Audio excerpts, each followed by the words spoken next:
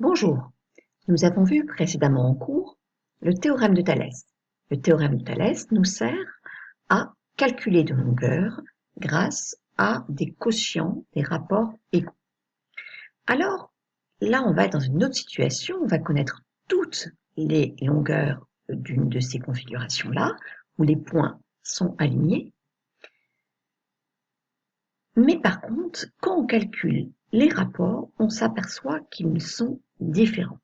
Alors, qu'est-ce que ça veut dire s'ils sont différents? Quelle est la condition qui n'est pas satisfaite? Eh bien, puisqu'on a vu que les points étaient alignés, celle qui ne marche pas, ce sera que les droites sont parallèles. Donc ici, on voit le théorème, la contraposée du théorème de Thalès, qui dit que si les rapports ne sont pas égaux, alors les droites ne sont pas parallèles. C'est ce que je vous ai noté ici. Si deux des trois rapports parmi les suivants, AM sur AB, AN sur AC, MN sur BC, sont différents, et si, il faut quand même vérifier que les points sont alignés, alors les droites MN et BC ne sont parallèles. On est toujours dans la même configuration. Donc il n'est pas utile de calculer les trois rapports, deux suffisent pour montrer que les droites ne sont pas parallèles. On peut aussi vous demander de montrer qu'elles sont séquentes, qui revient au même. Donc on va voir ce petit exemple d'exercice avec le modèle de rédaction. Vous allez mettre en pause et compléter au fur et à mesure. Donc vous pouvez lire le texte, vous connaissez les longueurs, certaines des longueurs, donc vous avez intérêt à les compléter. Il est implicite que les points sont alignés, cela devrait être dit pour être tout à fait correct, et on vous demande de dire si les droites sont parallèles ou pas. Donc première chose à faire, c'est d'identifier les triangles dans lesquels on travaille. Je vais laisser surligner, l'un en jaune, le triangle ABD, et l'autre en bleu, le triangle ACE.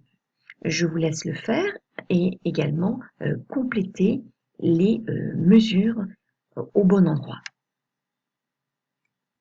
Donc voilà, j'ai mis en noir les longueurs données par l'énoncé et j'ai mis en rouge celles que j'ai calculées pour correspondre aux deux triangles que j'ai surlignés. Donc faites-le, n'hésitez pas à mettre en pause pour avoir le temps. Et je commence ma démonstration en me situant dans les triangles que j'ai indiqués. Donc dans les triangles ABD et ACE. Qu'est-ce que j'ai dans ces triangles? Eh bien, je vais calculer le rapport. Le premier rapport, c'est le rapport AB sur AC.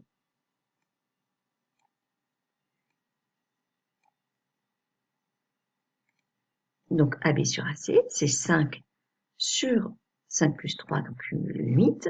Je peux le noter ici. Et je donne ensuite sa valeur décimale puisqu'il y a une écriture décimale qui s'arrête. Le second rapport, ce sera celui qui est situé de l'autre côté et issu du point A, du point commun aux deux triangles. Ce sera donc AD sur AE. Je note également comment je l'ai trouvé. Ensuite, je fais le calcul à l'aide de la calculatrice. Et donc ici, on remarque que 10,2 sur 16,5, c'est environ égal à 0,618. Donc les deux valeurs qu'on a trouvées, 0,618 et 0,625, sont différentes, donc vous pouvez constater que ces deux rapports sont différents et vous l'écrivez. Vous pouvez très bien l'écrire avec le signe différent qui est là. Pour pouvoir appliquer la contraposée du théorème de Thalès, il faut rajouter que vous avez des points qui sont alignés puisque c'est la seconde condition de la contraposée. Sinon, les rapports pourraient être différents et les points alignés, ça marcherait aussi. Du coup, après, vous n'avez plus qu'à conclure, d'après la contraposée du théorème de Thalès, les droites BD et CE ne sont pas parallèles.